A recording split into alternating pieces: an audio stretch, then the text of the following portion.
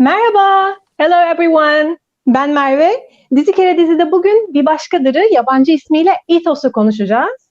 Geçtiğimiz ay yayına giren diziyi Berkun Oya yazdı ve yönetti. Çok konuşuldu, yayına girdiği günden beri herkes bahsetti, bir sürü kritik yazılar yazıldı. Ama hep biz bize konuştuk. Evet, Ferdi Özbey'in müzikleri, evet işte nostalji, aşina olduğumuz toplumsal kodlar. Ama acaba bunlara aşina olmayan yabancılar dizi hakkında ne düşündü diye merak ettiniz mi hiç? Ben edince arkadaşlarıma sordum, bu diziyi izleyip benimle yayına çıkmak ister misiniz diye. Onlar da sağ olsunlar kabul ettiler. Ve buradayız. Sohbetimiz İngilizce olacak.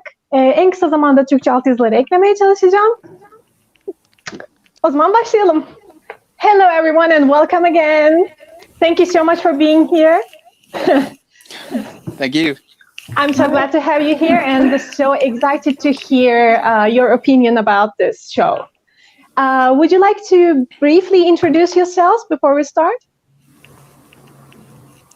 Okay, Who wants to go first? Go. Hi everyone, my name is Jiana. I'm 21 years old and I am Palestinian. I think that's about it. Hi there, I'm Chiara. I live in Rome and I'm 26. Merhabalar arkadaşlar, benim adım Irene.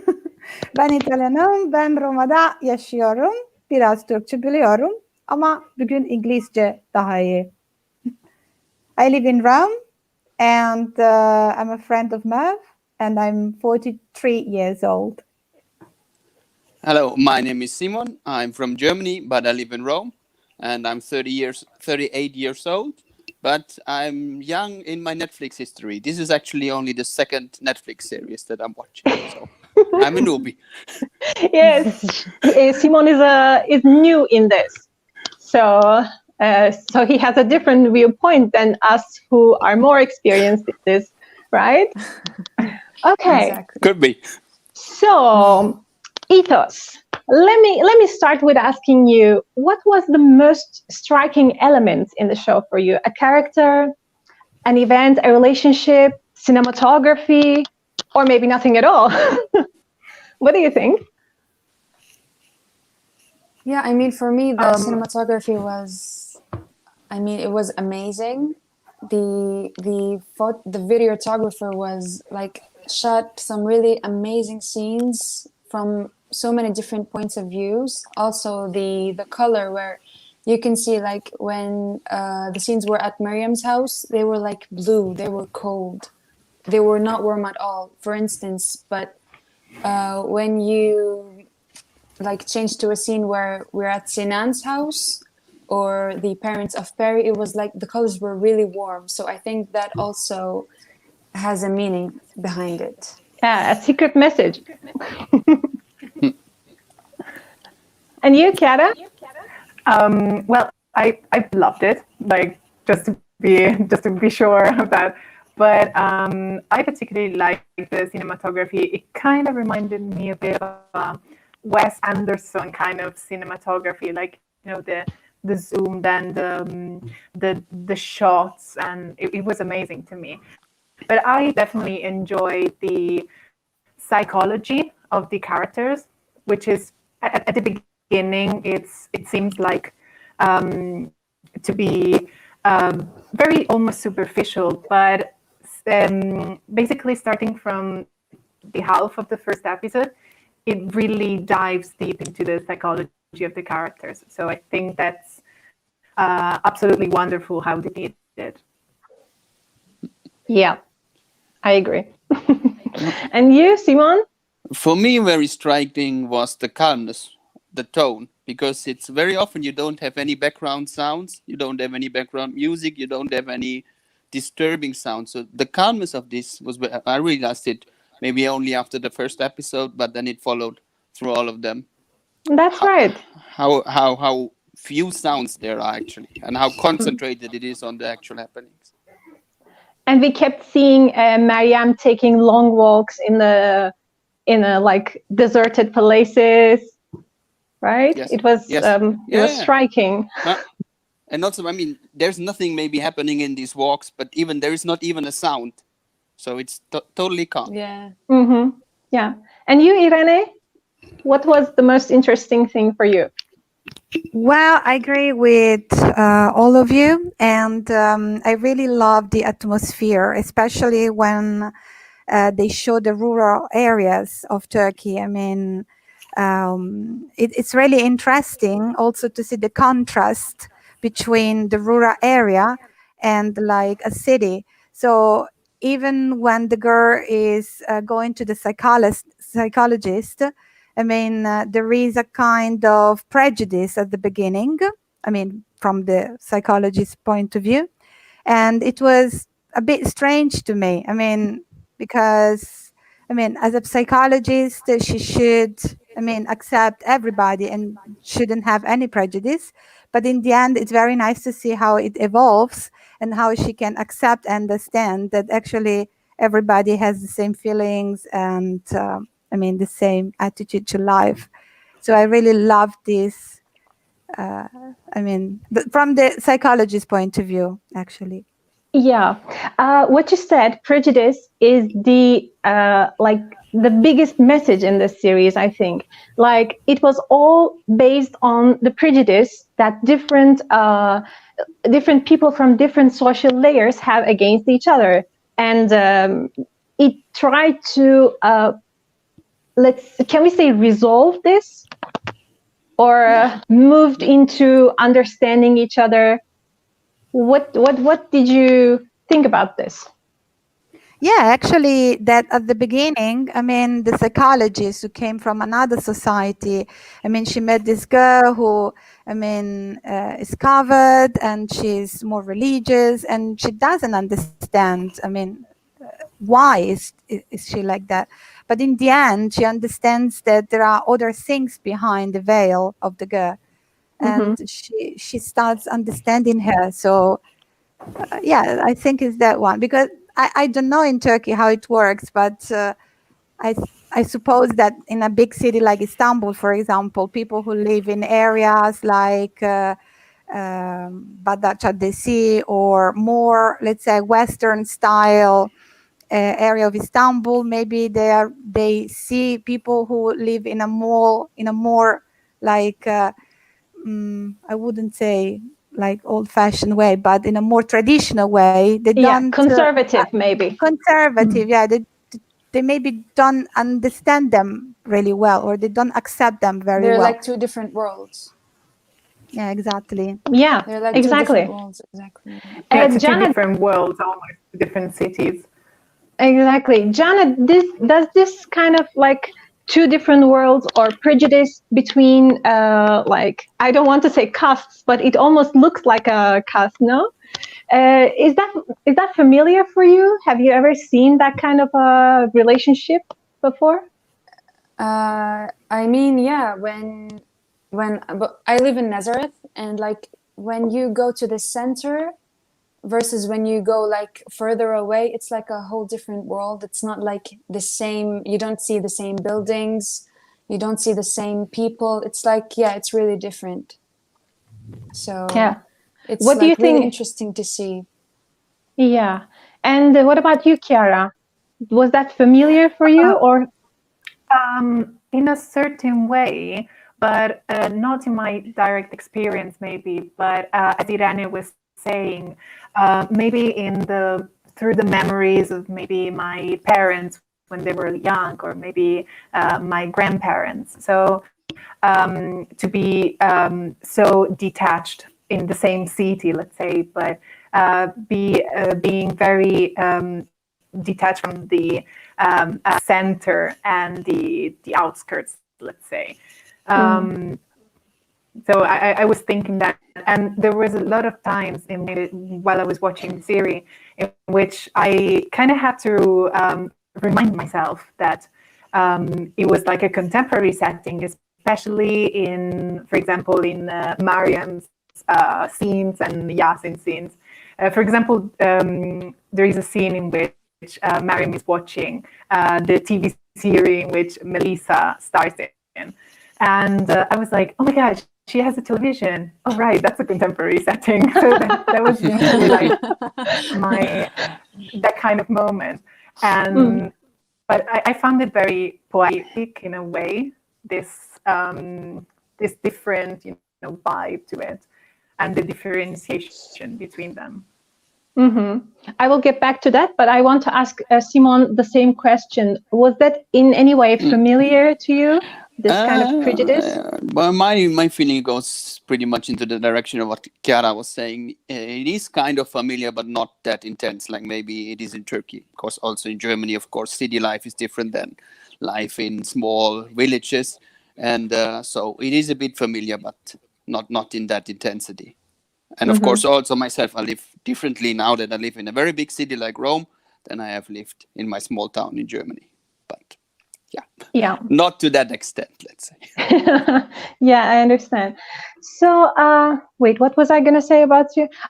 You thought that it was based in the past. Like it looks like 80s, 90s, especially when we watch Meryem's Family.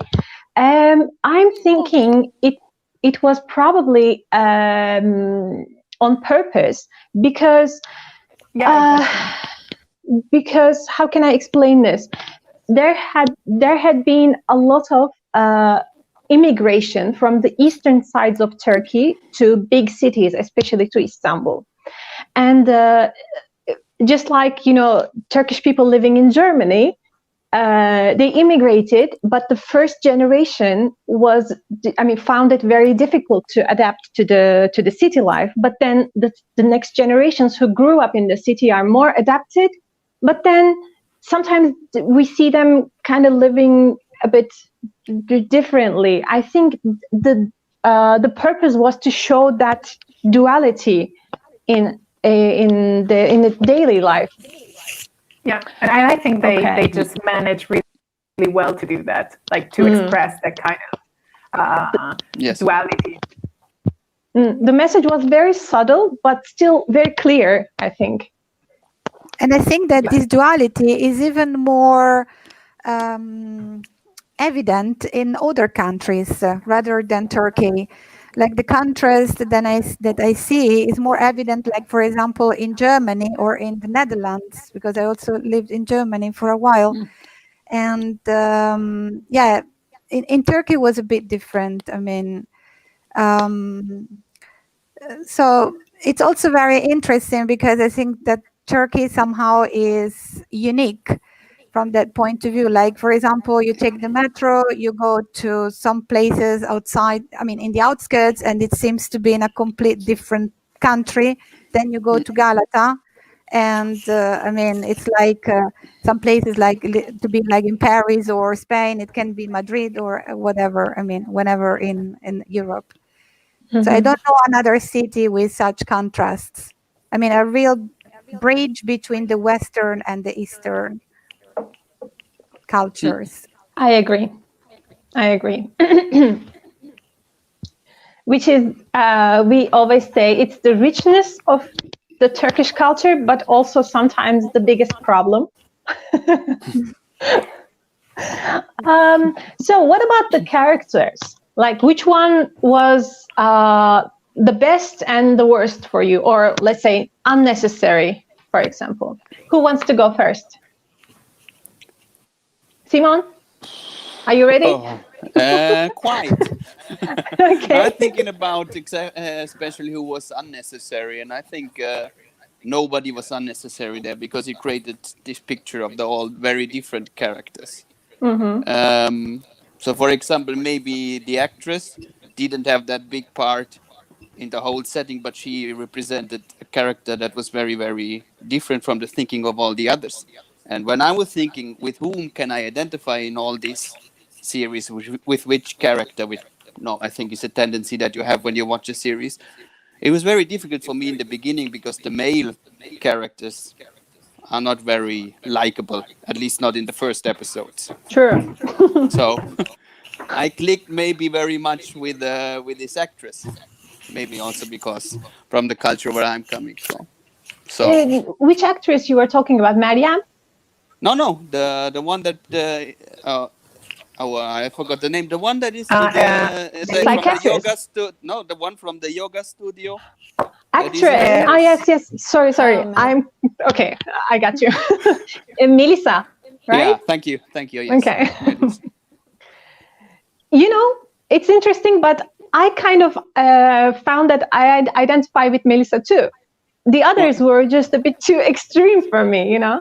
But identify is a good word because, you know, the show was also criticized a lot and it was loved a lot. I mean, there are two different types of views, and the criticisms almost always said that there were only the let's say most extreme characters. Not everyone was represented, and which is true. But do they have to represent everyone? No. Not really. I mean, if they talk about these people that met. So if these people met, I mean, leave out the ones that didn't appear in that story. So for me, yeah, exactly. and she seems to be a bit shallow, so you might think she's an unnecessary character, but I don't think so. Yeah, even she brought a point to make Peri understand her stance. No? Yeah, exactly. And also she said, okay, yeah, no, it's the rules. You shouldn't connect with your patients, but I mean, just for a moment, don't care for the rules and so on. I thought this was a very interesting, or for me also, I think- a viable point. I agree. Yeah, I think Who? every Jiana? character was beneficial for the other character. It's like every character helped bring out something, some part in the other character. They all helped each other out in some way, even if they didn't meet. So you found everyone was necessary. Yeah, I think so. Yeah. Okay, and who was your favorite? I liked Yasin. Yeah. I don't know why, because in the first episode he had like this built up wall, but then it slowly came down. I think they all had this built up wall that slowly came down, and that showed their real problems. And yeah, I mean, in the last episode when I saw Yasin cry, it was just like it for me. It was I really know. heartbreaking. Yeah. It's like he had to show this strong exterior, and he told his wife like, you shouldn't cry, you don't have to cry, but then he was the one to cry, and it was a really strong moment. That's true. Well, you don't know Turkish men so well, but I would have said Yasin is kind of like a very typical guy in many senses, and especially around him, there's the wall that you were talking about is because they cannot communicate, right? Exactly. He always have to have like the upper hand because he's the male in the family. Yeah, And true. he lives with women, so he has to have like the upper hand. He has to make all the decisions, and yeah, Yes. I understand. And what about you, Chiara? Well, at the beginning, as I was saying earlier, I had the feeling that many of the characters were almost like some stereotypes, but eventually it kind of, I definitely changed my mind after the first episode, because they started like working on the psychology of the characters. But I really like Ruye as a character. It was a bit of a love and hate thing, but I think she is a very complex character, a very sad one, but also a very strong one, because she takes the courage to kind of face her demons and to go back to the village and so on. So at the beginning, Spoilers. I was like, yeah, I was like, no, she's such a bad mother. But eventually, I ended up like really like the character. Yeah, Ruhiye was really like, you cannot help but feel sad for her because it's so Exactly. obvious that she's Yes. sick, but they keep treating her like she's mad, and you're Yeah, like, oh, take her to a psychiatrist. Yeah, they're like, they're not giving her a chance. Exactly. on It's anything. like mental illness is not as important to physical illness. They don't Yeah. treat it. They don't treat it as well as they treat like physical illness. Unfortunately, that's a taboo in everywhere, no? Exactly. Yes. Yeah, it's still like a social stigma. No. Yeah, exactly. Irene? Yeah, I think that all the characters were useful. I mean, in the series, and I'm sorry, I don't remember the name, but I really like the character of the second psychologist. I mean, Gülbin. Gublen. Maybe Gülbin. Yeah. Gülbin, yeah, the one who had a bit crazy sister who got. I mean, he was Yeah. crazy on her. Yeah, I really liked her because I think she's a very strong character, and she tried to. I mean, she had to stay in between these two worlds. So on one hand, I mean, she had a traditional family, so like the sister and I suppose also the father and the mother, and she had to manage the situation with the sick brother, which is probably a taboo also in that family. I mean, it might be a taboo in some families, but on the other hand, also she tried to, I mean, to improve herself and to see, like, not to have prejudice anyway, without, I mean, against anybody. I think she's one of the best character. I think one of the that I like. That's so interesting because I thought I found her quite antipathetic. Okay. Really? Because especially because of one scene where Peri was having a mental breakdown. She was crying. She was having a catharsis, as the official term, scientific term. And then Gülbin calmly says, "Well, I think we should not continue seeing each other." I'm like, what? What? Is this the correct time to say this? But I think that there was a time when she really couldn't manage. I mean, she couldn't stand bare hair anymore. And somehow I could understand her because, I mean, the first psychologists were really racist, I think, sometimes. I mean, the way how she expressed her feeling about Mariam. I mean, it was horrible for a person who should be completely, I mean, open-minded in that sense. Yeah, exactly. So I liked how she somehow said, okay, you know what? I'm fed up. Okay. So You're right, actually.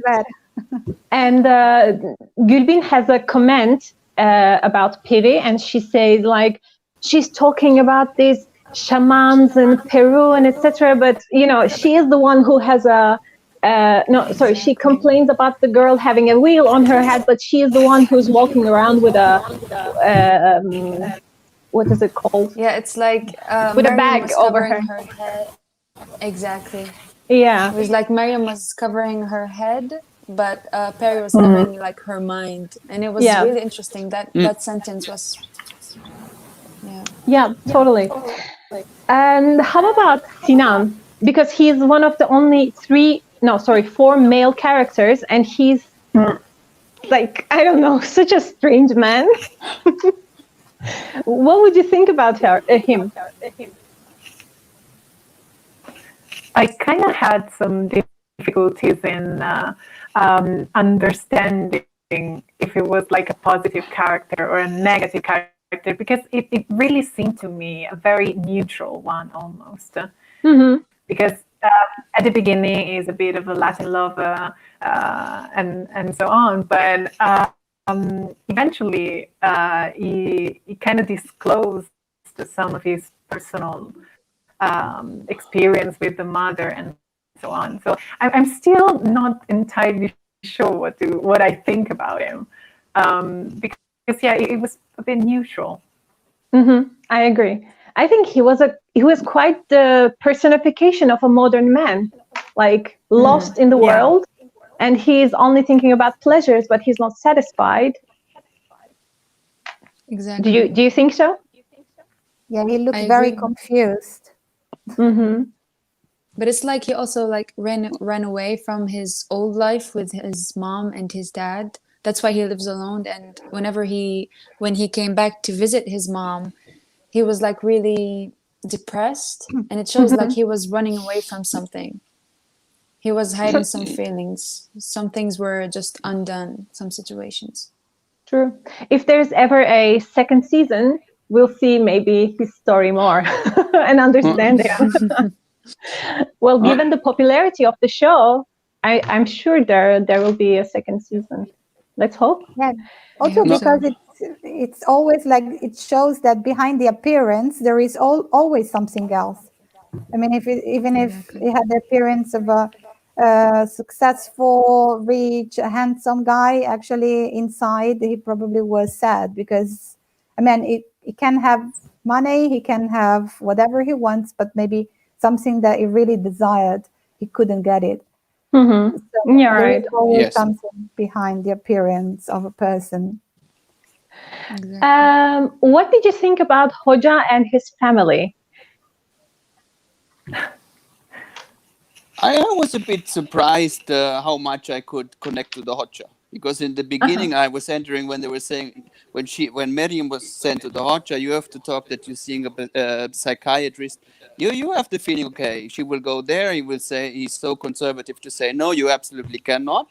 And it turns out, or at least was my feeling, that maybe this was also a prejudice from my side, and he doesn't seem to be so conservative as you would think. I agree. I was feeling the same at the beginning. I thought he would be some kind of like a cult leader or something. But in the end, he's just a normal person who wanted to follow his own dreams, right? At the end. Exactly. No. And what about his daughter? Hayrun Nisa.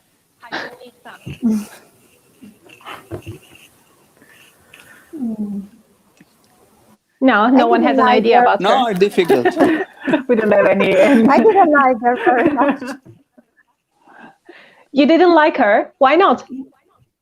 I don't know. She couldn't afford the reality. I mean, she didn't know exactly how to manage the situation. She escaped, and sometimes I think she behaved a bit weird. Mm-hmm. And also, yeah, her friend also was weird. I mean, in all the situations. Yeah. What they are. Okay. Her friend was really, really strange. By the way, the actress who played that friend was my friend from the middle school. I was so shocked to see her. No. Did you find anything strange between their relationship, between Haydar Nisa and the girl who was called Burcu, I think. I don't remember her name. I think Yeah, I they were think more they- than just friends. Yeah. Yeah. It was very Yeah, I subtly mean, they didn't have hinted. exactly. They didn't have like a normal relationship. Mm-hmm. I don't know. I feel like there was a bit more. Yeah. Mm-hmm. Just like how Gülbin is stuck in between two worlds of his traditional family and her modern educated lifestyle, I think Hayrun Nisa is the same. Like she is the daughter of a Hoca, and she is supposed to wear a headscarf, but she doesn't want to. She wants to, I don't know, like maybe become a DJ or go to rave parties, have a different lifestyle. Yeah, and you're probably much more under the spotlight when you are the daughter of a Hoca. I mean, let alone that, okay, you decide not to wear a headscarf and to live a different lifestyle, but okay, you have the pressure from the parents, from the family, but all the people around too. So. And she's much younger than Gülbin, so Yeah, very, of course very it's much more difficult for her. Mm-hmm. Yeah, I think it's very well highlighted, the fact of characters, like the singularity and the individuality of the character versus the family and the social context around the said character. And because, for example, we have Perry, who is like she's a super genius, and she goes to America, and she has a very progressive family, but nonetheless, she is still, let's say, acquiring her parents' point of views on headscarf and everything. And at the same time, for example, we have a very pretty much the same. She still has psychology, for example, Goldbin, but she has a completely conservative family. So I really like this dichotomy between the same job but different families, and how they actually approach the patients according to that. So yeah, Goldbin was, let's say, less critical towards her patients. So thanks to her upbringing. Yeah, but we also kind of understand that she was probably like, her family is Kurdish. Right, They had to leave their village because they couldn't live there anymore. So also, as you know, this is a huge problem in Turkey. We still could not find a middle way. We cannot communicate, let's say, on this subject very well. So apparently Gülbin is more, how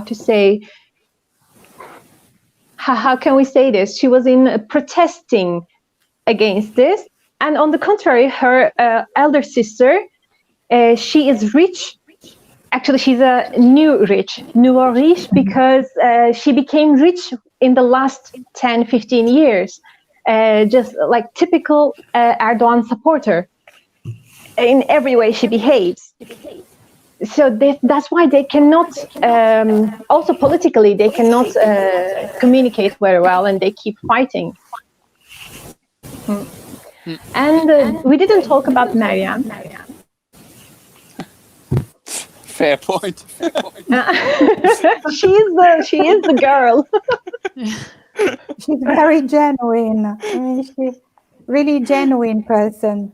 Mm-hmm.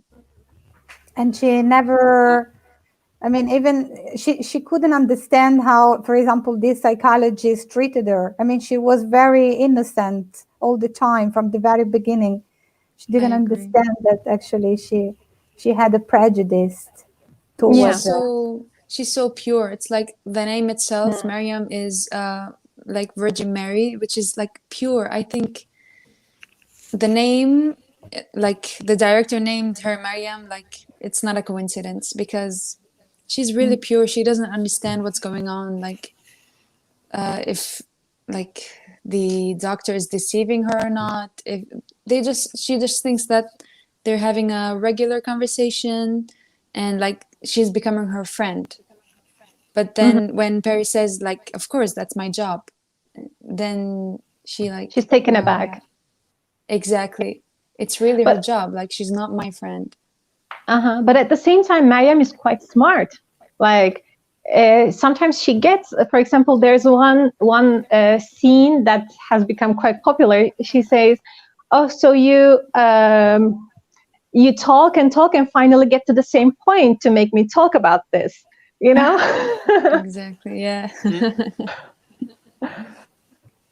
So she understands when she's being played. Well, I wouldn't call it played, but yeah, I couldn't find any better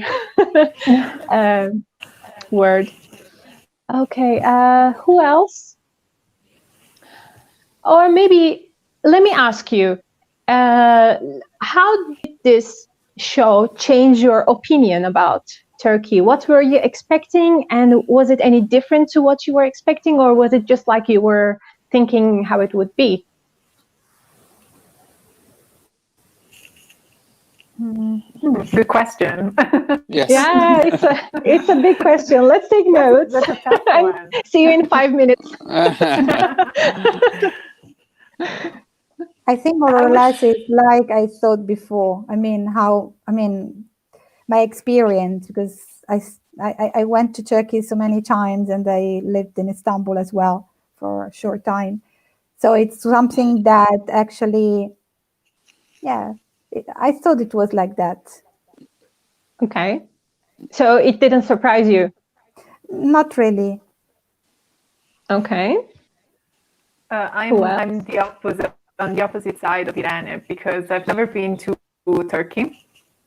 I would love to visit even more after the show.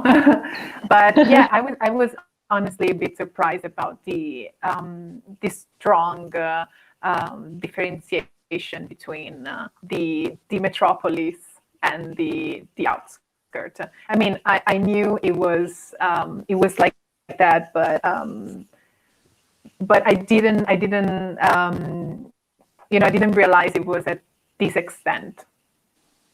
Mm-hmm. So yeah, I was definitely surprised by that.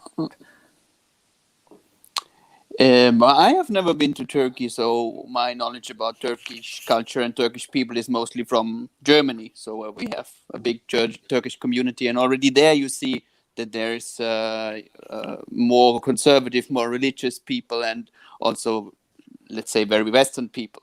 And but what changed a bit when I watched this series is that how you realize that a person is not, only Western, only conservative, only religious, but how much inside of them they have maybe an upbringing that was from the one direction and they decided to live differently. So they have all these elements. And on top, of course, if they live in Turkey and Istanbul, they live also in a city, in a world where they have all these different influences. And that was made me a bit thinking.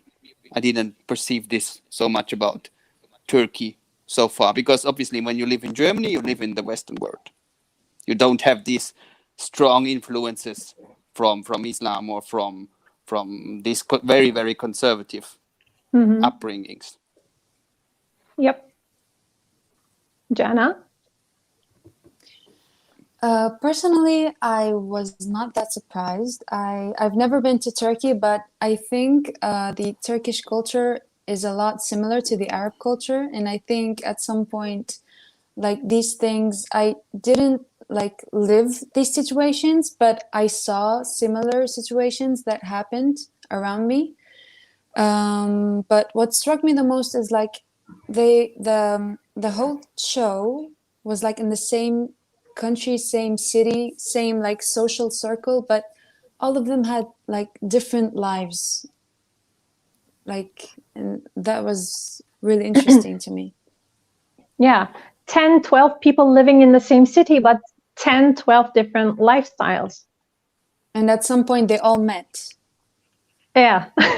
It's like we see characters coming up and then all of a sudden they become a circle. They are connected to each other in some way. That was pretty interesting to see. Don't you think so? Yeah, I really liked how the interconnection between the characters, because it's totally unexpected, and I think that it's a good way to remember those links, because they kind of give you like a little shock in the moment. So it's like, oh my god, so that's how they are connected, and I find it really like they did this in a very elegant way. I think it wasn't banal at all. Mm-hmm. Yeah. So Marianne started to go to the psychiatrist because she was having like a fainting.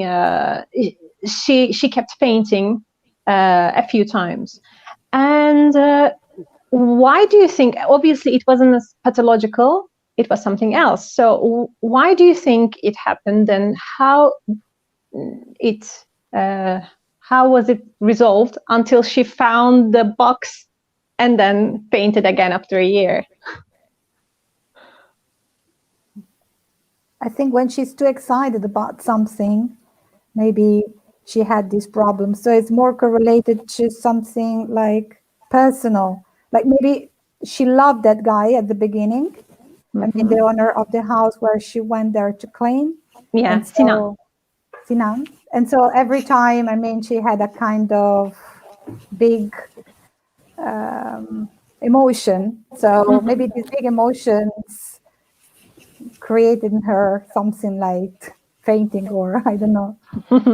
Exactly. She bottled up too many emotions, I think, whether they were negative or positive. They were all bottled up, which resulted in her fainting. But when she started talking about them and talking to anyone else, expressing herself, then it stopped. The fainting stopped. Yeah, exactly. I mean, even if like it can even be said, if we stretch it a bit, that she was buckling under the pressure of patriarchy, no, of his like the pressure Yes. of his brother and what the people will say, that she cannot express what she feels. She wants to live a life like the TV show she watches, but she cannot. And maybe that only, she gets aware of this when she goes working, cleaning at Sina's place. Because if you grow up like this, you don't know anything else. Your older brother always told you what to do. Maybe you just accept this to a certain point as being the normality. But then you go to other places, you would see other things, and maybe also that starts this process in you. You see that there's a different world outside. Exactly. And I was also thinking about the fact that Marian is also extremely generous. She really she helps her sister-in-law. She helps with the house. She helps with the children in the house, and it seemed to me like she wasn't used to talk about herself and to live her own life, but she was like living her life in the shadow of the people around her. And so I think that the help of the psychiatrist that was actually just a way to let her understand that she had to live her own life without being let's say under someone else's shadow. And there's never thank you. So she does everything. She does everything Right. for everybody. So I was really following the reactions of the brother, and I was waiting. Come on, at least one time. Now you're in a good mood. Say thank you. Of course, you couldn't expect it from the sister-in-law because she's really in the first episode. But not even from the psychiatrist when she brings the burek, and you expect some thank you, and I say, I cannot accept that. So. And you see, Marianne doesn't even expect that because she's never been thanked. She's never been appreciated. Yes. Yeah, it's so sad, and it's unfortunately a huge truth regarding women. I was going to say something else. What did you feel when Ruhiye went to her village to face her demons, as Chiara expressed in a very classy way? What did you think?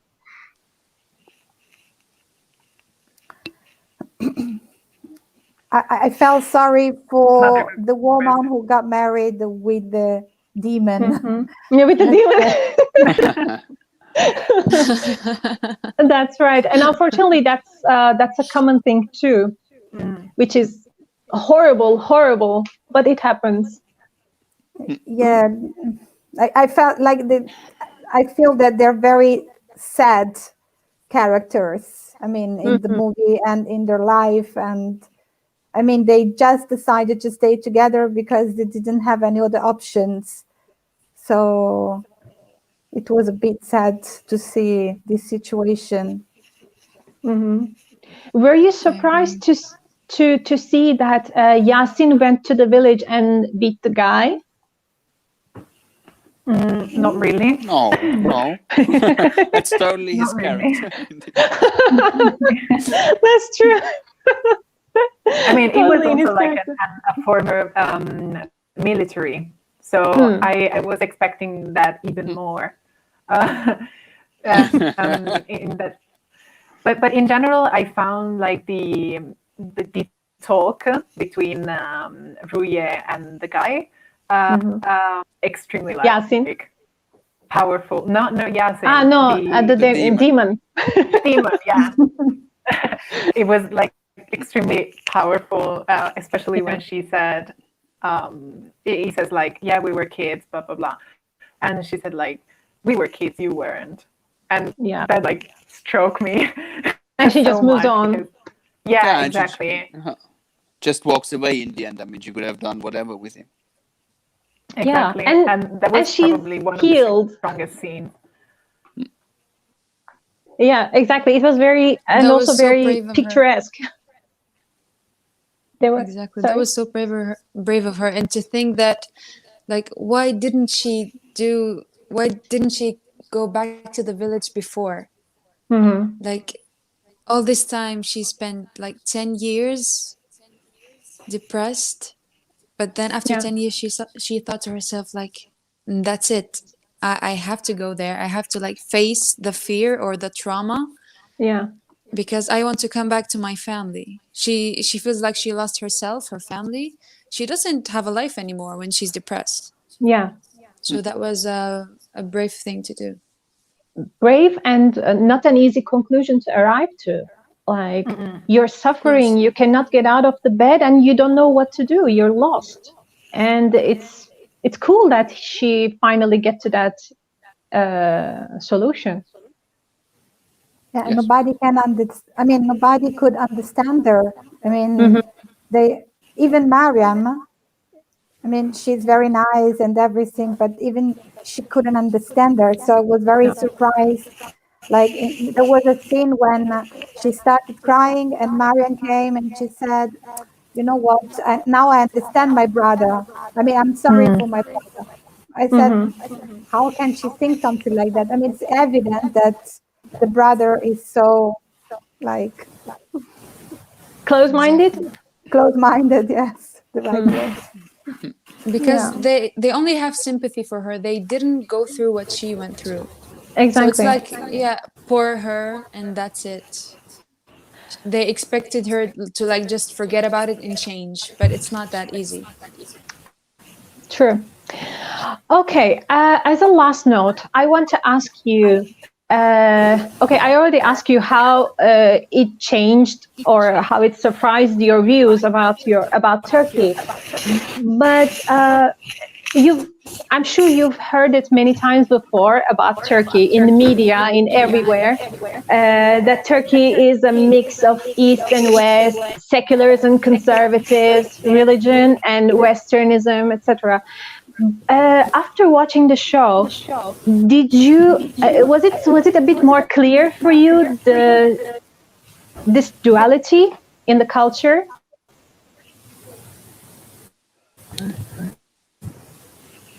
For me, yes, and as I said before, for me it became even more clear that this duality is not only in the culture but within one person only. So it's clear that in the culture you have the ones that are more on this side and more on that side, but you have these elements in every person that became more clear to me. Perfect. Exactly. It's not like not all families are the same, and the family members are all different. Like even if it's a conservative family, it doesn't mean like that all of the members are conservative. Like the Hoja and his daughter. His daughter is not that conservative, as I understood. Yeah. And even though, like, Pedi and her family, they are secular and supposed to be more open-minded, but they are also conservative. They are trying to conserve something. So, yeah. I think the movie can help to understand this, but you really need to go to Turkey to understand this. I mean, Yes, we are waiting for all of you in Turkey. After the pandemic, of course. Exactly. Yeah. yeah, I miss it so much. I love Turkey. Okay. Chiara, would you like to say something or just as last words? Yeah, just a consideration about the the generation gap between the parents, the children, and so on, because it's usually like a big problem in every culture. But I feel like it's even more strong and or maybe heavy in some way in a more conservative environment. Because of course maybe there is the willing of the youngest to put themselves into a less conservative society, but there is always this kind of blame and sense of guilt in doing so. So I really I think that the series really highlights very well this thing, the sense of guilt due to religion, due to a very conservative, the pressure, exactly. Yeah. I would like to suggest a movie which I've seen on, I think on Netflix, but I think 1 year ago, is Mucize, Miracle. And it's very beautiful. I think to understand also Turkish culture, let's say, it also that movie is very intense and very beautiful to see. It is. I think Mucize is written by Berkun Oya, by the same person. Am I mistaken? I don't know. I might be mistaken, but yeah, I'll let you know. I have problems with the names. Okay. Anything else you would like to add? Maybe also a suggestion from me, because I started to watch the first episode in German, and then I was a bit the dubbing is not the best, so the synchronizing. So I watched the rest dubbing. of the episodes. I watched the rest of the episodes in Turkish with subtitles, and it's completely different. So if you don't get enough of it, if you want to rewatch it, maybe do this. Makes sense. Yeah. No, because it's the feeling is completely different. Not completely different, but has other layers. Yeah. No. So how the brother, for example, shouts very differently even in Turkish than it does with in German. No, I need to check the dubbing. It's more intense, let's say. Interesting. Now I need to check the dubbing. Okay. One of our audio viewers says, "Are you planning to do same concept for some other series or movies?" Well, why not? Would you be interested in, dear friends? Absolutely. Absolutely. That's great. I watched one. It's called Innocent. The Innocent. Yeah. Masum. Masum. So beautiful. I love that as well. Okay. That's great. Okay, that might be the next one. Let's take notes. Yeah, we're writing down the title then. Yeah. Is that all? Anything else you would like to add? Okay, perfect. Guys, thank you so much. It was a great pleasure to have you and to talk to you about this. And I really appreciate all your opinions. Well, we're going to be famous. Yeah, thank you. Thanks for having us. I hope so. Thank you so much. Thank you. Have a nice evening. You too. Thank you. Thank you. İyi akşamlar. Bye. İyi akşamlar. İyi akşamlar. Bye bye. Bye.